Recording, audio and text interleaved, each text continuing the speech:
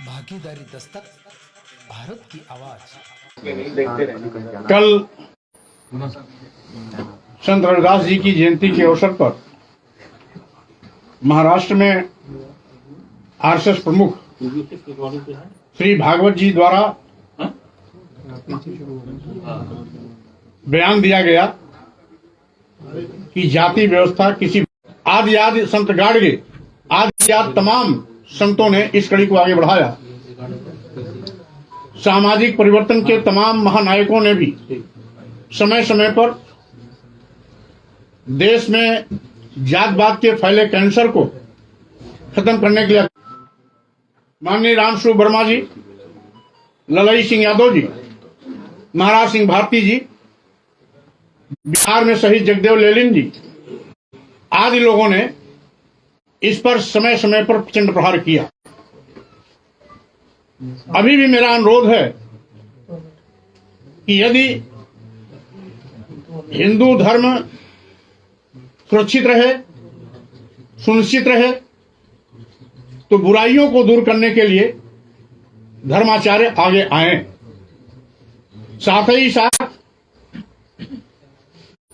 यदि कभी किसी पाठ्य पुस्तक में या किसी रचना में कहीं भी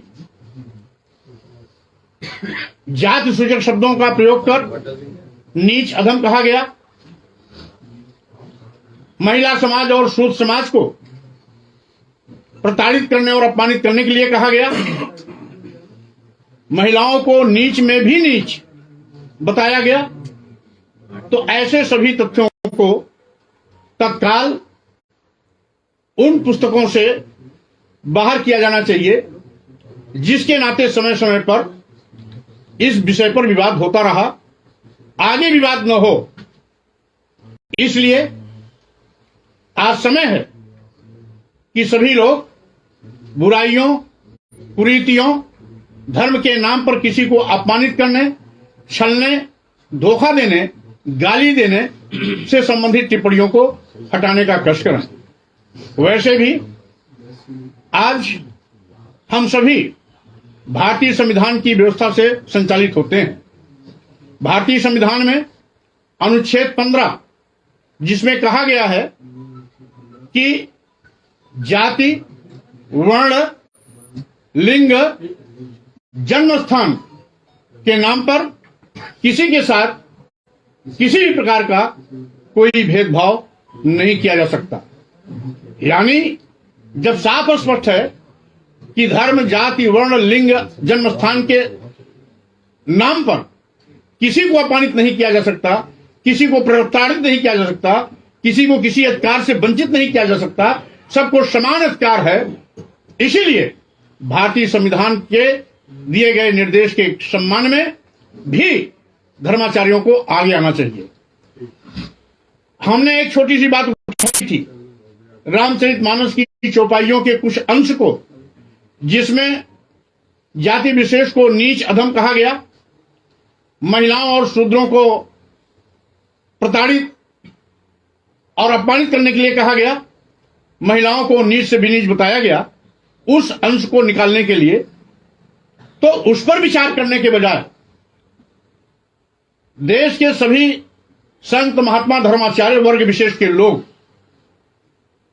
मेरा सिर काटने, जीभ काटने, हाथ काटने, नाक काटने, कान काटने पर सुपारी देना शुरू कर दिया।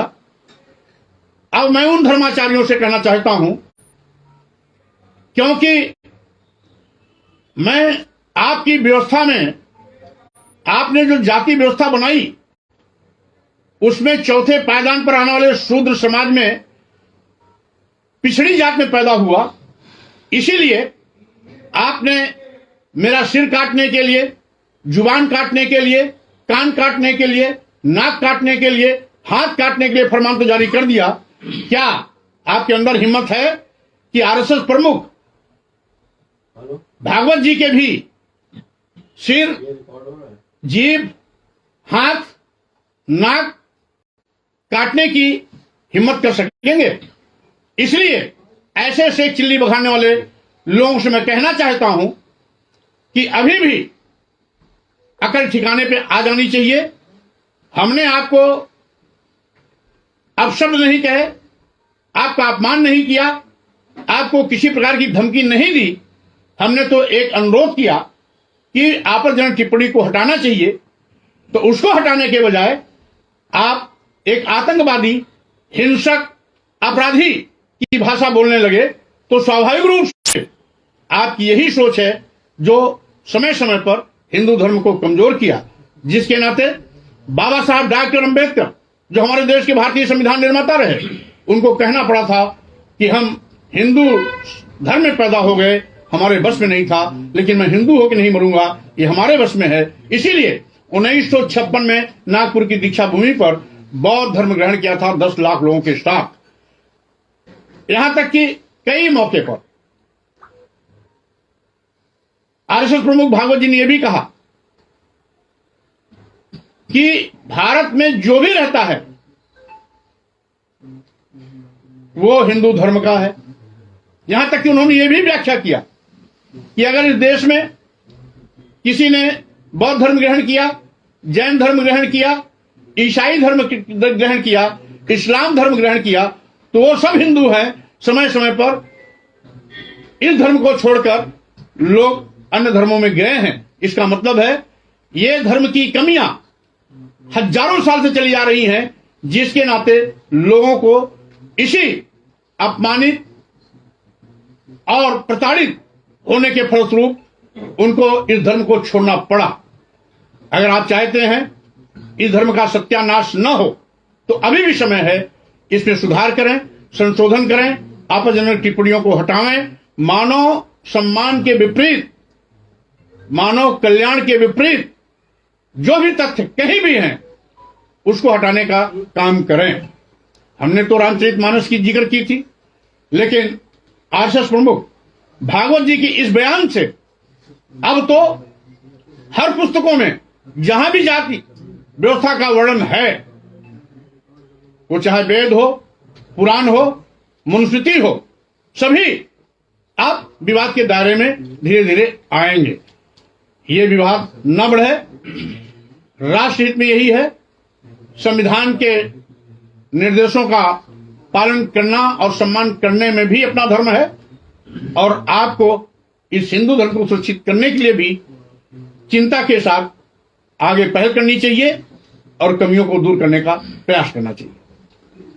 तो सर, मोहन भागवत जी के इस बयान के बाद आप मानते हैं कि आरएसएस, बीजेपी जिन जातियों को लेकर आप बार बार बात करते हैं कि इनको दबाया जाता है, उनको लेकर संजीदा है, उनके हक को लेकर संजीदा है, भागवत जी ने जो बात कही, मैं इस पर केवल इतना ही कहना चाहता हूं,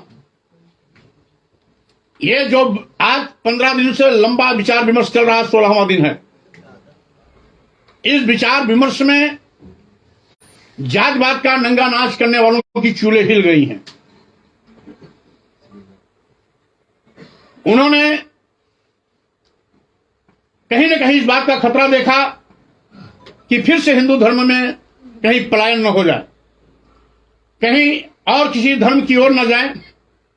इसलिए समय की नजाकत को देखते हुए आरएसएस प्रमुख श्री भागवत जी ने भले ही मजबूरी में यह बयान दिया, लेकिन उनकी चिंता जायज है।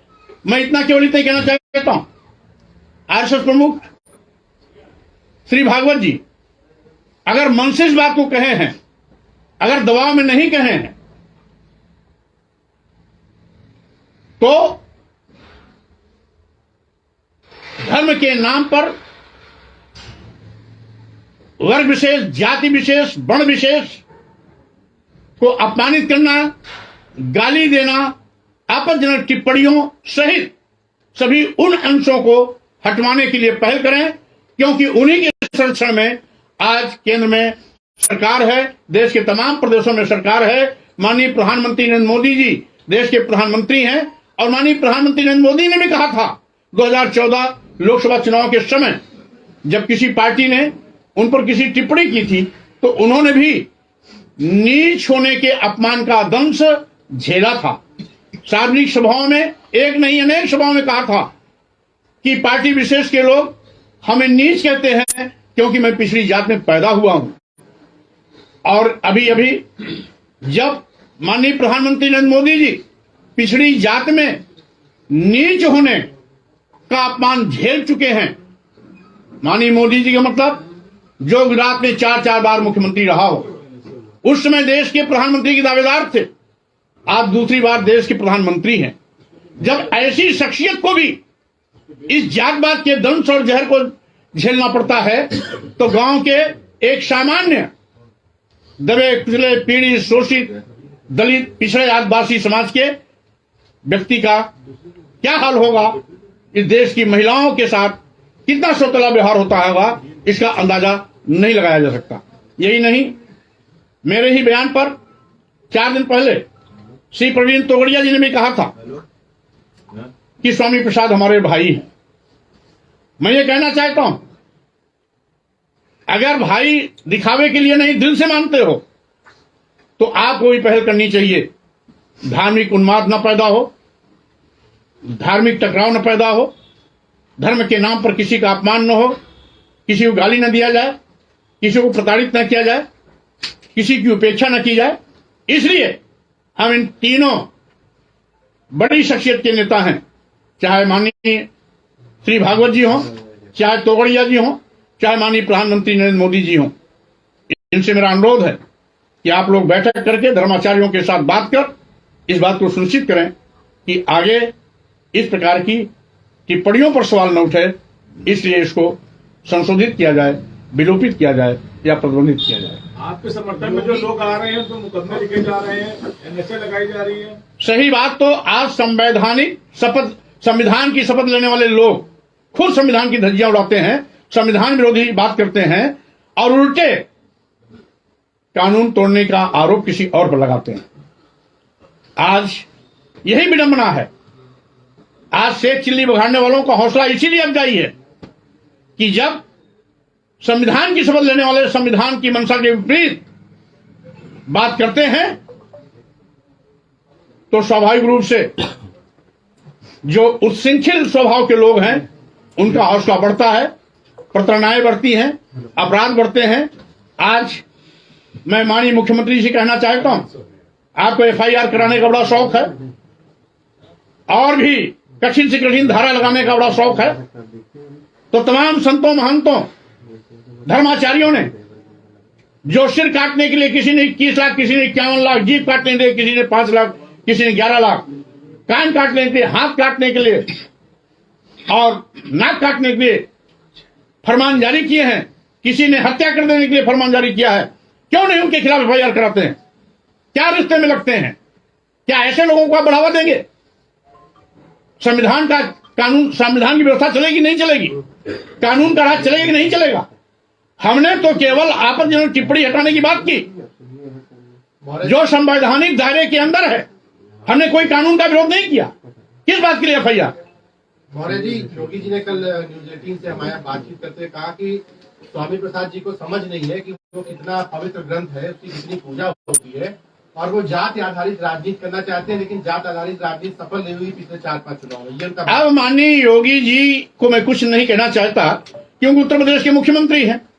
अब उनको यही सवाल करना चाहिए, स्वामी प्रसाद मौर्य से सवाल करने के बजाय आरएसएस प्रमुख भागवत जी से यही बात करनी चाहिए और अब भागवत जी पर राष्ट्रपा लगानी चाहिए, एफआईआर करानी चाहिए, द्रोह का मुकदमा दर्ज करना चाहिए। स्वामी प्रसाद मौर्य पिछड़े समाज के हैं, इसीलिए उनको तंग कर रहे हैं।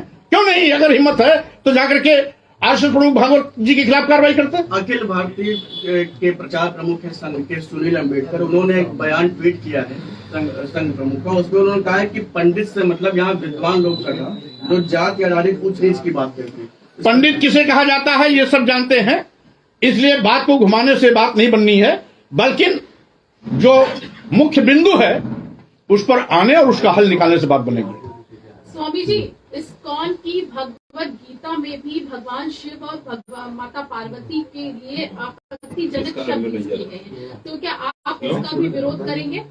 अभी मैं जहां हूं वहां रहने दीजिए, आगे उसका भी जवाब दूंगा। स्वामी जी, कल all India Muslim personal law board की एक बैठक हुई है, उसमें कॉमन सिविल कोड का विरोध किया गया है। हालांकि सरकार कह रही है ये हमारा मेन एजेंडा है। केशव प्रसाद मौर्य ने कहा है कि सबको एक छत के नीचे आना चाहिए। देखिए, जो भी हो, भारतीय संविधान के निर्देशों के क्रम में कोई बात हो उचित होगा। हम समझते हैं कभी भी किसी को कानून अपने हाथों में नहीं लेना चाहिए। मैं भी इस बात को आज 16 दिन हो गया शांतिपूर्ण तरीके से ही इस बात को मैं रख रहा हूं, क्योंकि अगर किसी मामले को हल करना है तो शांतिपूर्वक बात करना और शांतिपूर्वक तरीके से उस बात को मनवाना ही इसका हल है, न कि कोई हिंसक रास्ता अख्तियार करना। स्वामी जी, कथावाचक देवकीनंदन जी लखनऊ में पिछले 2 दिन से बातचीत में हुए कह रहे हैं कि पिछले 100 घंटे से कोशिश कर रहा हूं कि स्वामी आपसे बात कर सकूं और जिन लाइनों को लेकर आप बात कर रहे हैं उनका सही अर्थ आपको बता सकूं। आप बात भी कर रहे हैं कि बातचीत से रास्ता निकल सकता है, तो क्या कोई रास्ता है कि आप लोग बैठे चर्चा करें, क्या कुछ है? जिन लोगों ने जाति बनाई उन्हीं लोगों को इस पर बैठ के बात करना होगा, क्योंकि एक सामान्य सी बात है, हम तो जाति व्यवस्था के भुक्तभोगी हैं। जिन लोगों ने जाति व्यवस्था के नाम पर अपना वर्चस्व स्थापित किया, ठेकेदारी चलाया, सभी को अपने से नीच बताया,